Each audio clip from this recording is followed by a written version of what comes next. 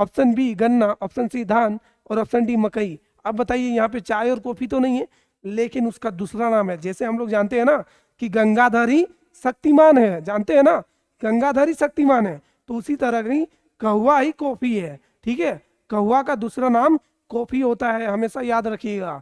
ठीक है, हेलो दोस्तों, नमस्कार, एक बार फिर से स्वागत है आपका ईडू फाइबर में। आज आपके बीच लेके आए हैं बहुत ही इंपॉर्टेंट चैप्टर के बहुत ही इंपॉर्टेंट क्वेश्चंस, एमसीक्यू। आप देख सकते हो मैंने यहाँ पे लिखा है कि ये जो क्वेश्चन है ना, ये किस चैप्टर से है, ये आपका कृषि चैप्टर से है। कृषि बहुत ही ज्यादा इंपॉर्टेंट चैप्टर है दोस्तों। इससे रिलेटेड क्वेश्चन बहुत बार आ चुका है और हर बार आएंगे और इस बार भी आएंगे। ठीक है दोस्तों, तो चलिए देरी ना करते हुए स्टार्ट करेंगे कि इससे संबंधित प्रश्न किस प्रकार से हैं और किस प्रकार से एग्जाम में आएंगे। एकदम हूबहू सेम टू सेम ऐसे ही क्वेश्चन आपके एग्जाम में भी आए हुए रहेंगे दोस्तों। चलिए देखिए, नंबर 1 फर्स्ट में हम लोग देखेंगे जो कृषि चैप्टर का है। जो पहला क्वेश्चन है वो कह रहा है कि भारत में मुख्य रोपण फसल क्या है। रोपण कृषि के बारे तो मैंने पढ़ाया आपको।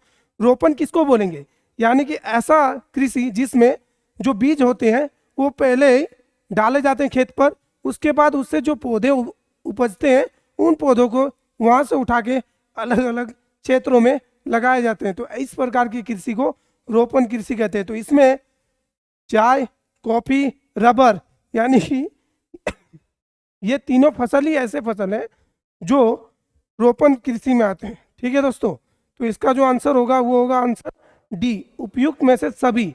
ठीक है, नेक्स्ट ये कह रहा है कि रबी फसल कोई बोई जाती है, यानी कि देखिए हमारे भारत के कृषि पद्धति में 3 प्रकार के फसलें होती है। पहला हम लोग पढ़ते हैं खरीफ फसल, फिर पढ़ते हैं रबी फसल और फिर पढ़ते हैं जायद फसल। तो रबी जो फसल है ना, ये कब बोई जाती है, बताइए कब। ये बोई जाती है जनवरी से मार्च के मध्य में, यानी कि जनवरी महीने के और मार्च महीने के बीच में बोई जाती है। ठीक है दोस्तों, इसका राइट आंसर बी हो गया। ठीक है, नंबर 3 नंबर का क्वेश्चन क्या कह रहा है कि निम्न में से कौन सी फसल एक फलीदार फसल है। देखिए दोस्तों, फलीदार फसल का मतलब क्या होता है, इसमें जो आता है वो आता है दालें। इसका जो ऑप्शन ए है ना, इसका ऑप्शन ए सही है, जिसमें हम लोग आते हैं दालें। क्योंकि ज्वार, तिल तो किस में आता है, तिल रबी फसल में आता है, ज्वार मोटे अनाज में, और मोटे अनाज का भी ऑप्शन है। तो इसका जो राइट आंसर है वो है आंसर ए। ठीक है दोस्तों, चलिए आगे बढ़ते हैं।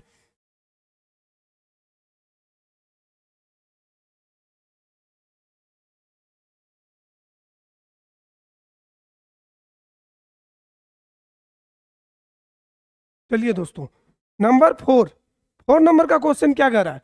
4 नंबर का क्वेश्चन कह रहा है कि भारत की अधिकतर जनसंख्या किस क्रियाकलाप में संलग्न है, यानी कि किस क्रियाकलाप में लगे हुए हैं, यानी कि कौन से काम करते हैं। बताइए, भारत के अधिकतर जनसंख्या के लोग कौन से काम करते हैं। तो कौन से, प्राथमिक क्रिया है, द्वितीयक है, तृतीयक है और चतुर्थ क्रिया तो हम लोगों ने कभी पढ़ा ही नहीं दोस्तों, यानी कि चतुर्थ तो होगा ही नहीं। यानी कि प्राथमिक क्रिया जिसके अंतर्गत इसमें क्या आता है, कृषि जो आता है ना, वो प्राथमिक क्रिया में ही आता है। तो हमारे भारत के अधिकांश लोग, जब हमारा देश ही कृषि प्रधान है ना, तो अधिकांश लोग किस सेक्टर में है, कृषि क्षेत्र में। तो इसका जो राइट आंसर है ना, वो है आपका answer B is the right answer. Number 5 number question क्या कह रहा है कि कृषि प्रक्रिया में आते हैं, यानी कि कृषि पर क्रिया में क्या क्या आता है। बताइए, कृषि तो ऐसे नहीं हो जाता है, जुताई भी होता है, बुआई भी होता है, निराई भी होता है। तो यानी कि ये तीनों चीज ही कृषि प्रक्रिया में आता है। तो इसका जो राइट आंसर है वो है आपका option number D. Option D is the right answer. ठीक है दोस्तों, चलिए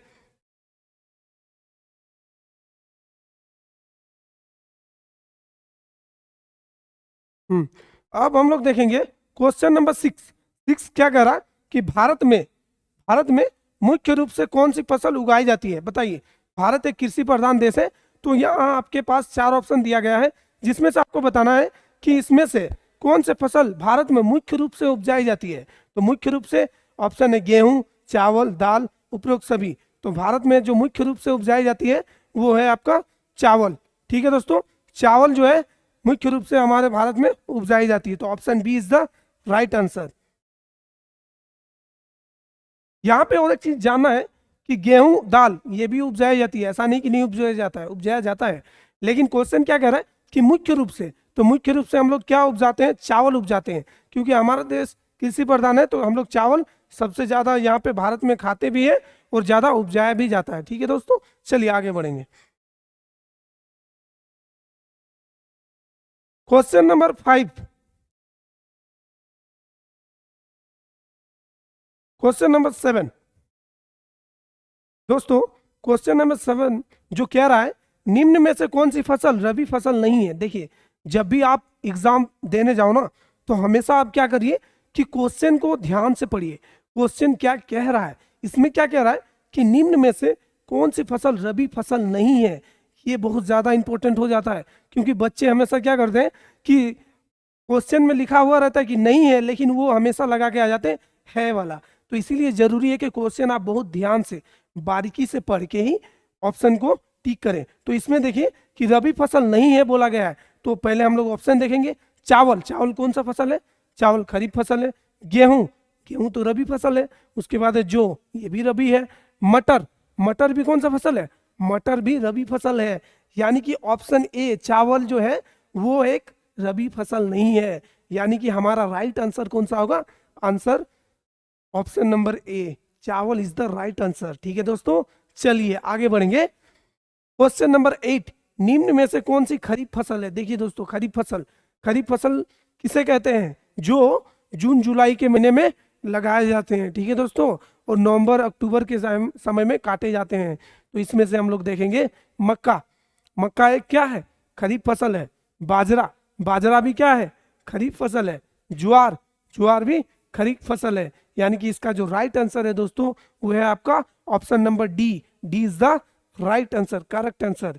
यानी कि ज्वार, बाजरा और मक्का ये तीनों ही क्या है, खरीफ फसल है। ठीक है दोस्तों, चलिए आगे बढ़ेंगे। क्वेश्चन नंबर 9, 9 क्या कह रहा है कि चीन के बाद चावल का दूसरा सबसे बड़ा उत्पादक देश कौन है। चीन के बाद चावल का सबसे बड़ा उत्पादक देश कौन सा। देखिए दोस्तों, जब मैं आपको कृषि चैप्टर पढ़ा रहा था, तो मैंने बहुत बार ये बात रिपीट किया था कि भारत जो है चीन के बाद पूरे एशिया में बहुत सारे फसलों में दूसरे नंबर पे आते हैं। चाय में भी आता है, चावल में भी आता है। ठीक है, तो इसका जो राइट आंसर है ये है ऑप्शन नंबर सी, भारत जो है चीन के बाद दूसरे चावल उत्पादन करने वाले देश हैं। ठीक है दोस्तों, चलिए आगे बढ़ते हैं।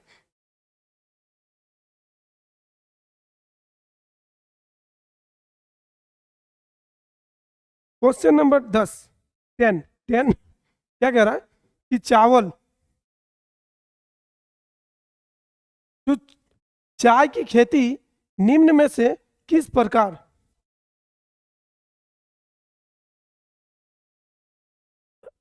की कृषि का एक उदाहरण है। यानी कि चावल की खेती, देखिए मैंने स्टार्टिंग में ही आपको बताया कि चावल जो है ना एक प्रकार का, किस प्रकार की खेती है, रोपण कृषि है। यानी कि जब हम लोग चावल लगाते हैं, जब बुआई होती है, तो हम लोग क्या करते हैं, चावल के जो बीज होते हैं ना, उन्हें पहले खेत में डाला जाता है, फिर उसकी जो भी पौधे होते हैं उसे उठा के फिर बड़े लेवल पे, खेत पे बड़े लेवल पे लगाया जाता है। यानी कि चावल किस प्रकार की खेती है, रोपण कृषि है। कौन सी कृषि है, रोपण कृषि है। तो इसका जो ऑप्शन ए है इसका राइट आंसर है। ठीक है दोस्तों, चलिए क्वेश्चन नंबर 11, 11 क्या कह रहा है कि निम्नलिखित में से कौन सी एक रेशेदार फसल है।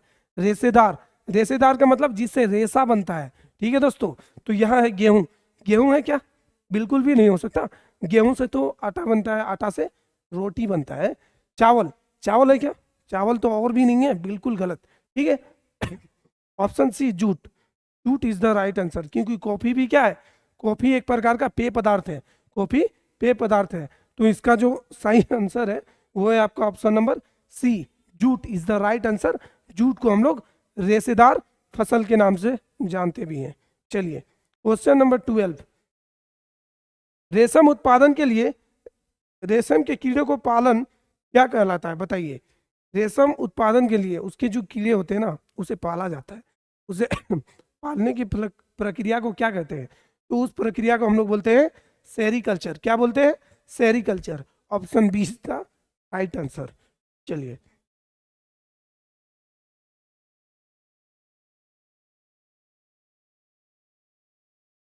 क्वेश्चन नंबर 13 क्या कह रहा है कि चावल के उत्पादन, क्वेश्चन नंबर 13, चावल के उत्पादन के लिए कौन सी मृदा उत्तम है। देखिए, जब हम लोगों ने संसाधन एवं विकास में मिट्टियों के प्रकार पढ़े थे, उस समय मैंने बताया था कि जो जलोढ़ मृदा होती है ना, वो चावल की खेती के लिए सबसे ज्यादा उपयुक्त मिट्टी होती है। सबसे ज्यादा भारत में खेती जलोढ़ मृदा पर ही की जाती है। किसका? चावल का। हमेशा याद रखिएगा दोस्तों, क्योंकि इससे रिलेटेड क्वेश्चन आता ही आता है, जलोढ़ मृदा से, फिर इसकी फसलों से हमेशा आता है। ठीक है, तो चावल की खेती जलोढ़ मृदा में की जाती है। Option A is the right answer. अब चलते हैं क्वेश्चन नंबर 14 क्या कह रहा है कि निम्नलिखित में से किस प्रकार की कृषि में क्षेत्रों की वनस्पति को जला दिया जाता है। देखिए, जो ऐसा कौन सा फसल होता है जिसमें खेती करने के बाद सारे खेती के जितने भी अपशिष्ट चीजें होती है उसे जला दिया जाता है, तो उस प्रकार की कृषि को कौन सा कृषि कहेंगे। ऑप्शन ए चावल प्रधान कृषि, ये तो नहीं है। मिश्रित कृषि, ये भी नहीं है। स्थानांतरणशील कृषि, राइट आंसर यही है। इसी को हम लोग क्या बोलते हैं? झूम खेती। क्या बोलते हैं? झूम खेती। तो ये जो खेती की जाती है ना, इसमें क्या होता है, जब ये खेती की जाएगी तो जंगल को साफ किया जाता है। जंगल को साफ करने के बाद फसल उपजाया जाता है। फसल उपजाने के बाद जितने भी फसल के अवशेष बचते हैं ना, उसे वहां पे जला दिया जाता है और ये खेती दोबारा किसी और क्षेत्र में किया जाता है, उस क्षेत्र को खाली छोड़ दिया जाता है। तो इस प्रकार की खेती को हम लोग बोलेंगे स्थानांतरित कृषि, यानी कि झूम खेती। ठीक है, चलिए आगे बढ़ते हैं कि किस प्रदेश में चावल एक जीविका फसल है। देखिए, हम लोगों ने कृषि चैप्टर में पढ़ा था कि चावल दो प्रकार के, एक जीविका और एक व्यापारिक तरीके से बोल सकते हैं उपजाया जाता है। तो जीविका कृषि चावल कहाँ पे? उत्तर भारत में तो व्यापारिक तरीके से हम लोग बोलेंगे, लेकिन जो हमारे मिडिल ईस्ट साइड वाला है तो उसमें क्या है ना, उड़ीसा एक ऐसा राज्य है जहाँ पे चावल का उत्पादन जीविका फसल के रूप में किया जाता है। ठीक है दोस्तों, यानी जीवन निर्वाह के लिए। ठीक है, हम लोग को पता है कि चावल की खेती सबसे ज्यादा उत्तर भारत में होता है, जहाँ से पंजाब, हरियाणा हो गया, आपका यूपी, बिहार हो गया। तो इन सारे राज्यों में चावल की खेती बड़े स्तर पे की जाती है और यहाँ पे बहुत सारे चावल बेचे जाते हैं। ठीक है, लेकिन उड़ीसा में जाओगे आप तो वहाँ पे जीवन निर्वाह के लिए खेती की जाती है। वहाँ पे चावल बेची नहीं जाती, बस जीवन निर्वाह के लिए उपजाया जाता है। चलिए आगे बढ़ते हैं। अब आते हैं क्वेश्चन नंबर 16 पे। क्वेश्चन नंबर 16 क्या कह रहा है कि चावल किस प्रकार की कृषि का उपज है। यानी कि चावल जो है ना, देखिए दोस्तों, हमेशा याद रखिएगा, एग्जाम में चावल से रिलेटेड क्वेश्चन आना ही आना है। चावल आपका पीछा नहीं छोड़ने वाला। आप खाते भी चावल है, एग्जाम में क्वेश्चन भी आपका चावल ही आने वाला है। ठीक है, तो ध्यान से देखिए और आराम से याद कीजिए। ठीक है, चावल किस प्रकार की कृषि का उपज है? जीवन निर्वाह कृषि, व्यापारिक कृषि, स्थानांतरित कृषि या रोपण कृषि। तो बताइए इसका जो राइट आंसर है, अभी हम लोगों ने पढ़ा था कि उड़ीसा में जीवन निर्वाह कृषि के रूप में भी होता है, लेकिन इसका जो राइट आंसर है वो है आपका ऑप्शन नंबर डी, रोपण कृषि।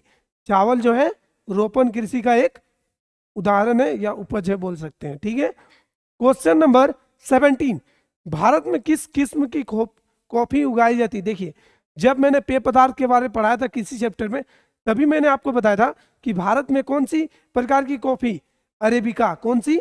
Option number a is the right answer, क्योंकि भारत में यमन से, कहां से लाया था कॉफी? भारत में कहां से आया? यमन से आया। और यमन में कौन सा कॉफी उपजाया जाता था? अरेबिका। वही अरेबिका कॉफी हमारे भारत में भी लाया गया और हमारे भारत में आज भी अरेबिका किस्म की कॉफी उपजाया जाता है। ठीक है दोस्तों, हमेशा दिमाग में नोट करके रख लीजिए, option number a is the right answer.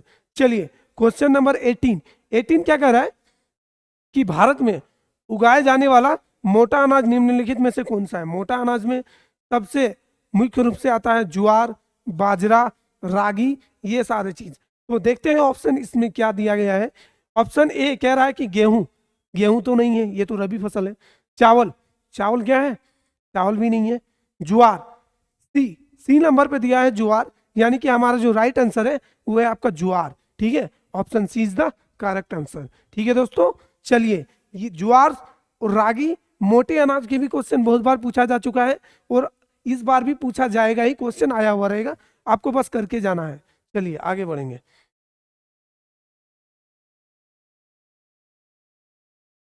Question number 19। 19 क्या कह रहा है कि भारत की दूसरी मुख्य खाद्य खाद्य फसल कौन सी है। देखिए हम लोग खाद्य फसल में क्या क्या पढ़ते हैं, खाद्य फसल में हम लोग पढ़ते हैं चावल। क्या पढ़ते हैं? चावल। देखिए यहाँ पे क्या उगाया गया है? चावल। ठीक है, तो खाद्य फसल के रूप में हम लोग पहला जो खाद्य फसल होता है वो हम लोग का चावल। दूसरे में गेहूं। क्या होता है? गेहूं। गेहूं जो है ना हमारा दूसरा खाद्य फसल है, तो हमेशा याद रखिए कि गेहूं सेकंड हमारा जो है खाद्य फसल में आता है। तो ऑप्शन ए में है चावल, ऑप्शन बी गेहूं, ऑप्शन सी मक्का, ऑप्शन डी बाजरा। तो इसका जो राइट आंसर है वो है आपका ऑप्शन बी। बी में क्या है? गेहूं। गेहूं इज द राइट आंसर। ठीक है दोस्तों, चलिए आगे बढ़ते हैं। Question number 20। 20 क्या कह रहा है कि भारत की मुख्य खाद्य फसल, भारत की मुख्य खाद्य फसल क्या है। देखिए खाद्य फसल अभी मैंने बताया कि भारत की मुख्य खाद्य फसल ये दो होता है, चावल और गेहूं। नंबर 1 पे चावल, सेकंड पे गेहूं। तो यहाँ पे है गेहूं, ज्वार, मक्का, चावल। तो नंबर 1 पे कौन है? चावल। इसका राइट आंसर कौन सा है? चावल। Option number D is the right answer. चलिए क्वेश्चन नंबर 21। 21। भारत में कितना प्रतिशत आय कृषि से प्राप्त होती है। देखिए कृषि से भारत में कितने प्रतिशत आय प्राप्त होती है। आय का मतलब क्या? इनकम। इनकम। इनकम कितना आता है हमारा कृषि में। ठीक है, तो इसका जो ऑप्शन नंबर डी है ना 24% इज द राइट आंसर। हमारे भारत में कृषि क्षेत्र से 24% आय यानी इनकम प्राप्त होता है। चलिए आगे बढ़ते हैं।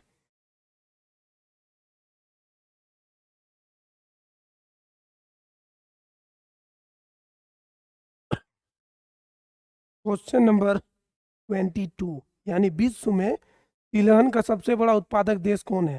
तिलहन। ठीक है दोस्तों, तिलहन का उत्पादन का सबसे बड़ा देश कौन है। तो ऑप्शन ए रूस, ऑप्शन बी चीन, option C Pakistan, option D Bharat. तो देखिए दोस्तों तिलहन भी सबसे ज्यादा कहाँ पे उपजाया जाता है? ये भी चीन में। कहाँ पे? चीन पे। तो option B is the right answer. ठीक है दोस्तों, चलिए क्वेश्चन नंबर 23। निम्नलिखित में से किस देश के लोग जीवन निर्वाह कृषि करते हैं। देखिए भारत ही एक ऐसा देश है जहाँ पे हम लोग जीने के लिए खेती करते हैं। बाकी देशों में कृषि तो बहुत बड़े लेवल पे होता है। आप चले जाइए रूस, अमेरिका, इन सारे देशों पे चले जाइए ना, कृषि के बहुत सारे आधारभूत संरचनाएं हैं, बहुत सारे बड़े बड़े मशीन्स हैं, फैक्ट्रीज हैं, वहाँ पे खेती की जाती है। लेकिन भारत में आप चले जाइए, किसी भी गांव में चले जाइए, वो सिर्फ अपना परिवार को चलाने के लिए भी खेती करता है। तो इस प्रकार की खेती कहाँ पे होता है? भारत में। Option A is the right answer, क्योंकि भारत में सबसे ज्यादा जीवन निर्वाह कृषि की जाती है। Question number 24। 24 निम्नलिखित में से कौन सी रबी फसल है। देखिए रबी फसल के बारे में हम लोगों ने बहुत बार चर्चा किया। ये इसमें देखिए क्या है? धान है, गेहूं है, केला है, चाय है। तो इसमें जो रबी फसल में आता है वो है आपका गेहूं। Option number B is the right answer. चलिए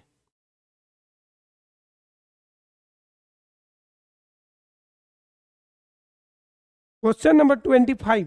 25 क्या कह रहा है कि निम्नलिखित में से किस फसल की खेती के लिए ढालू भूमि आवश्यक है। ढालू भूमि जानते हो? जानते ही होगे। ढालू, ढाल हम लोग बोलते हैं ना देहाती लैंग्वेज में कि ढाल से जाओ, बाईसाइकिल लेके आओ, साइकिल लेके आओ, तो आप आसानी से चला पाओगे। जब भी आप कभी भी साइकिल चलाना सीखे हो तो हमेशा ढलान वाले क्षेत्र में ही जाके सीखे हो। तो भारत के किस फसल को ढालू वाले क्षेत्र में किया जाता है। जब मैं कृषि चैप्टर पढ़ा रहा था उसमें मैंने पेय पदार्थ के समय में यही बोला था कि चाय और कॉफी की फसल हमेशा ढलान वाले क्षेत्र में ही किया जाता है। यानी कि क्वेश्चन के ऑप्शंस को देखिए, क्वेश्चन के ऑप्शंस ए जो है कहवा, ऑप्शन बी गन्ना, ऑप्शन सी धान और ऑप्शन डी मकई। अब बताइए यहाँ पे चाय और कॉफी तो नहीं है, लेकिन उसका दूसरा नाम है। जैसे हम लोग जानते हैं ना कि गंगाधर ही शक्तिमान है, जानते हैं ना गंगाधर ही शक्तिमान है, तो उसी तरह ही कहवा ही कॉफी है। ठीक है, कहवा का दूसरा नाम कॉफी होता है, हमेशा याद रखिएगा। ठीक है दोस्तों, क्योंकि गंगाधर ही शक्तिमान है। चलिए इसका क्वेश्चन नंबर 26, निम्नलिखित में से कौन रबी फसल है? देखिए रबी फसल, जायद फसल और खरीफ फसल आपका पीछा नहीं छोड़ने वाला है, हमेशा आप पूरा एकदम डिटेल में पढ़ के रट के रख लीजिए, ठीक है। देखिए ऑप्शन नंबर ए धान, ऑप्शन बी सरसों, ऑप्शन सी कपास, ऑप्शन डी जूट। इसमें जो है ये जो 4 ऑप्शन है, इसमें से तो बहुत सारे बच्चों को यही लगेगा कि इसका जो राइट आंसर है वो है डी जूट, लेकिन ऐसा बिल्कुल भी नहीं है। जूट रबी फसल में नहीं आता, जूट खरीफ फसल में आता है, लेकिन इसका राइट आंसर है आपका ऑप्शन नंबर बी सरसों। सरसों जो है रबी फसल है। अभी जाइए ना फरवरी के महीने में बहुत सारे सरसों का, बहुत सारे फील्ड पे खेत पे आप जाते हैं फोटो खिंचवाने के लिए, येलो टाइप्स के फूल उसमें आते हैं। आप दिलवाले दुल्हनिया ले जाएंगे, देखे है ना उस मूवी में, देखिए शाहरुख खान वहीं पे आता है, ठीक है। उस मूवी में जाके देखिए जो सरसों का खेत है ना वहीं पे शाहरुख खान आता है, गाना भी बोलता है, ठीक है दोस्तों। चलिए 27 क्वेश्चन क्या कह रहा है कि निम्नलिखित में से कौन सा उद्योग कृषि से संबंधित है? देखिए ये क्वेश्चन बहुत इंपॉर्टेंट है क्योंकि इस टाइप्स के क्वेश्चन बार बार पूछे जाते हैं, ठीक है। देखिए ये क्या कह रहा है कि जो कृषि से संबंधित कौन सा उद्योग है? ऑप्शन ए जूट, उर्वरक, लोहा, सीमेंट। अब बताइए आपके पास सीमेंट फैक्ट्री है, क्या मेरा खेती से कोई सामान जाके आपके सीमेंट फैक्ट्री में काम आने वाला है? बिल्कुल भी नहीं आने वाला है। तो फिर सीमेंट होगा नहीं। लोहा, लोहा इस्पात, क्या किसी के खेत में लोहा उगता है? कभी नहीं उगता। लोहा तो खनिज है, अयस्क है, उसको तो हम लोग जमीन के नीचे से निकालते हैं, तो लोहा भी नहीं होगा। उर्वरक, उर्वरक का मतलब क्या होता है? खाद, ठीक है। तो खाद जो है ये भी कृषि से संबंधित नहीं है। अभी के टाइम में बहुत सारे खाद कृषि से चीजों से बनाई जाती है, लेकिन जो कृषि संबंधित उद्योग की बात किया है तो इसका जो है ऑप्शन ए जूट। जूट जो है कृषि संबंधित उद्योग निर्माण में काम भी आता है, ठीक है। Option A is the right answer.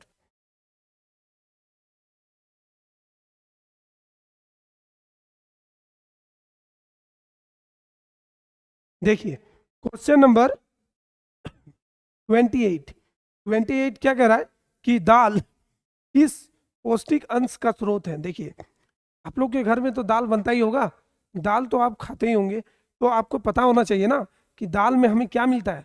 बहुत सारे बच्चे ऐसे हैं बस खाता है, बचपन से, मैं भी जब छोटा था बहुत ज़्यादा खाता था, ठीक है। लेकिन जब बड़ा हुआ, पढ़ा, जाना, समझा, तब मुझे पता चला कि अरे आलू में कार्बोहाइड्रेट मिलता है, दाल से प्रोटीन मिलता है, तब जाके पता चला। तो आप अभी पढ़ रहे हो ना, तो आपको भी अभी पता चलेगा, नहीं तो आप भी क्या करते थे, बस मिल गया खाने स्टार्ट, ठीक है। तो अब आपको समझना है कि दाल में किस प्रकार के पौष्टिक अंश पाए जाते हैं। तो ऑप्शन ए कह रहा है कि अम्ल, अम्ल तो नहीं पाए जाते। क्षार, क्षार भी तो नहीं पाए जाते हैं। प्रोटीन, तो इसका जो ऑप्शन सी है protein, protein is the right answer. हम लोग दाल क्यों खाते हैं? प्रोटीन के लिए। हम लोग बोलते हैं ना, अगर कोई दुबला पतला बच्चा या कोई भी आदमी अगर आपके घर आते हैं, आपने कहीं देखा, तो आप क्या बोलते हो? यार इसमें प्रोटीन की कमी है, इसीलिए ये पतला है, इसे बोलो दाल खाए, ठीक है। क्यों बोलते हो? क्योंकि दाल में प्रोटीन पाया जाता है, ठीक है। चलिए क्वेश्चन नंबर 29, कर्नाटक में मुख्य रोपण फसल क्या है? कर्नाटक, देखिए मैंने पढ़ाया था कि कर्नाटक में कौन सी मुख्य फसल है, ठीक है। कर्नाटक में धान होती है क्या? धान नहीं के बराबर, ठीक है। चाय, कॉफी, देखिए इसमें जो आपका राइट आंसर होगा ऑप्शन ए धान, ऑप्शन बी चाय, ऑप्शन सी कॉफी, यानी कि तीनों। देखो धान भी होता है, ऐसा नहीं कि नहीं होता है, होता है कुछ कुछ क्षेत्रों में होता है, तो इसीलिए जो उसका राइट आंसर होगा वो है आपका डी, ऑप्शन नंबर डी, उपयुक्त में से सभी।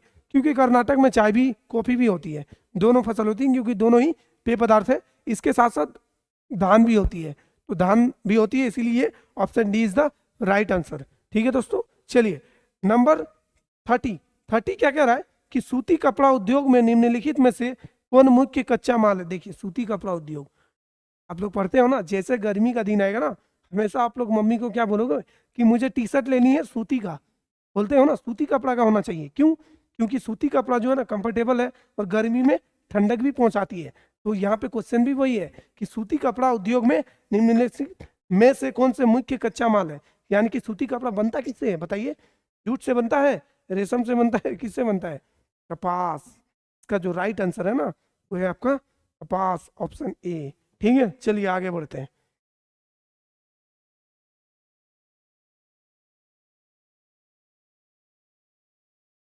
क्वेश्चन नंबर 31, 31 क्या कह रहा है कि कृषि भारत में कितने प्रतिशत आबादी को रोजगार का अवसर प्रदान करता है। देखिए अभी हम लोगों ने कुछ समय पहले ही पढ़ा कि भारत की कृषि में हमारा जो आय इनकम कितना प्रतिशत होता है, 24% अभी पढ़ा। अब ये क्वेश्चन कह रहा है कि कृषि में कितने प्रतिशत आबादी रोजगार का अवसर प्रदान करते हैं, यानी कि हमारे भारत के कितने प्रतिशत लोग रोजगार करते हैं कृषि क्षेत्र में। तो इसका जो राइट आंसर है ना दोस्तों, वो है आपका बी, 53.8%, यानी 50% से भी ज्यादा लोग हमारे भारत के कहाँ पे किस कार्य में लगे हैं, कृषि। ठीक है, चलिए क्वेश्चन नंबर 32, एक उष्ण और उपोष्ण कटिबंधीय फसल कौन सा है। देखिए जब मैंने कृषि चैप्टर पढ़ाया तो उसी समय आपको बताया था कि उपोष्ण किसे कहेंगे और उष्ण कटिबंधीय किसे कहेंगे। ठीक है, देखिए और एक बार मैं बता रहा हूं, ये मान लीजिए पृथ्वी है ना, गोल दिख रहा है ना, हाँ अंडा का आकार का भी हो सकता है। ठीक है, पृथ्वी के बीचों बीच से जाने वाली रेखा को आप लोग क्या कहते हो, कुछ अपना गांव के नाम भी होते हैं ना, कि चलो फलनुआ का नाम फलनुआ रख देते हैं। ठीक है, तो उस टाइप से भी आपके नाम हो सकते हैं, लेकिन पृथ्वी के बीच के से जाने वाली रेखा को हम लोग विषुवत रेखा कहते हैं। ठीक है, विषुवत रेखा के ठीक उत्तर में, कहा उत्तर में 23.5 डिग्री पे, कितना पे 23.5 डिग्री पे जाने वाली रेखा को हम लोग बोलते हैं कर्क रेखा। कौन सा रेखा, कर्क रेखा। आप वो ट्रिक याद किए ना अपने मित्र पर गमछा झार, जिसमें कर्क रेखा से संबंधित जितने भी राज्य हैं सबके नाम आते हैं, आप तो जरूर किए होंगे। ठीक है, तो ये हो गया कर्क रेखा। और विषुवत रेखा के दक्षिणी भाग में, कहाँ पे, दक्षिणी भाग में लग 23 डिग्री हाफ, यानी कि 23.5 डिग्री में खींचे जाने वाली रेखा को हम लोग मकर रेखा कहते हैं। कौन सा रेखा, मकर रेखा। अब जानेंगे कि उष्ण कटिबंधीय क्षेत्र कहते किसको हैं। ठीक है, तो कर्क रेखा और मकर रेखा के बीच के क्षेत्र को हम लोग क्या बोलेंगे, उष्ण कटिबंधीय क्षेत्र बोलेंगे। क्यों बोलेंगे, क्योंकि इस क्षेत्र में लगभग सूर्य की किरणें 12 महीने तक रहती है। यहाँ पे 12 महीने तक गर्मी पड़ती है और 12 महीने तक बारिश भी होती है, इसीलिए इस क्षेत्र को उष्ण कटिबंधीय क्षेत्र कहते हैं।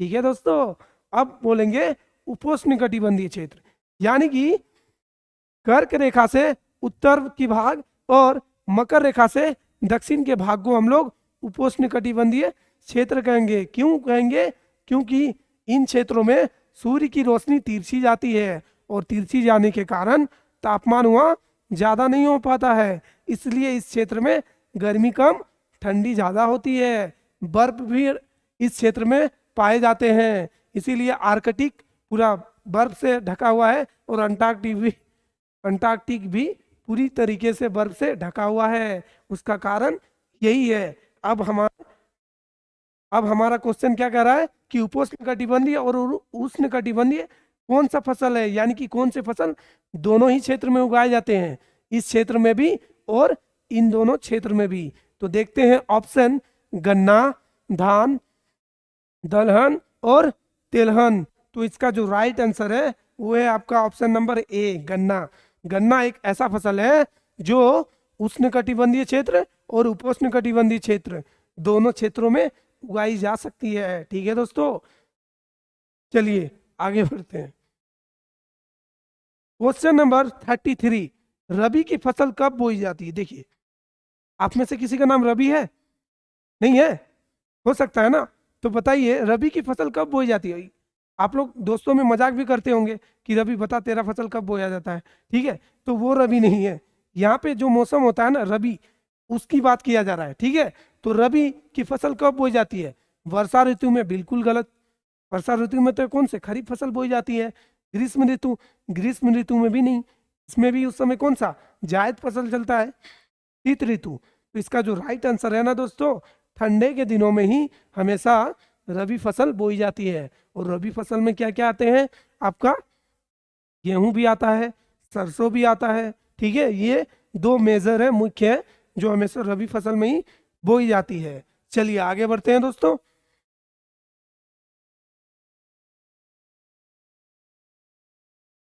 क्वेश्चन नंबर 34 क्या कह रहा है कि चावल किस प्रकार की जलवायु का पौधा है। देखिए चावल किस प्रकार के जलवायु का पौधा है?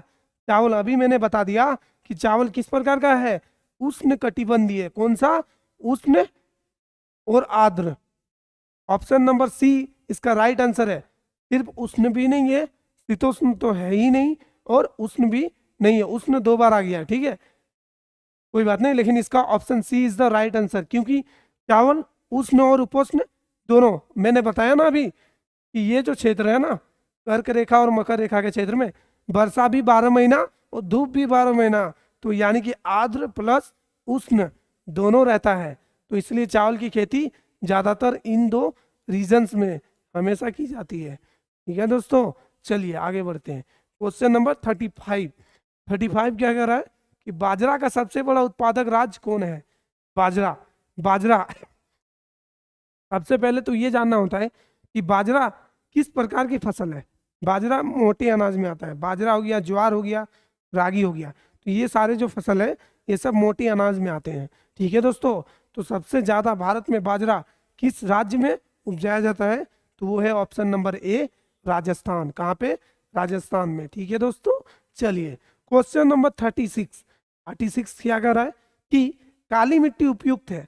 देखिए, जब मैंने भू संसाधन पढ़ा है ना, उसी समय आपको बताया था कि काली मिट्टी में सबसे मुख्य फसल कौन सा उपजाया जाता है? वो है कपास। कौन सा? कपास।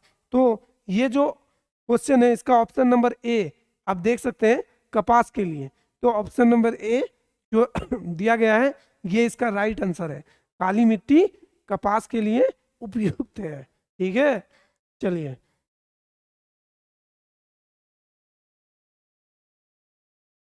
Question number 37। 37 क्या कह रहा है? देखिए दोस्तों, गहन कृषि के लिए विषय में निम्नलिखित कथनों में कौन सा सही है? देखिए, गहन कृषि के लिए सबसे पहला ऑप्शन पढ़िए कि एक भूमि पर कई फसलों का उगाया जाता है, या फिर गहन कृषि पौराणिक ढंग से की जाती है, या भूमि का आकार छोटा होता है, उपयुक्त में से सभी। देखिए, गहन कृषि के लिए ये जितने भी ऑप्शंस है सारे सही है। ये एक छोटे आकार में भी उपजाया जाता है, सही है।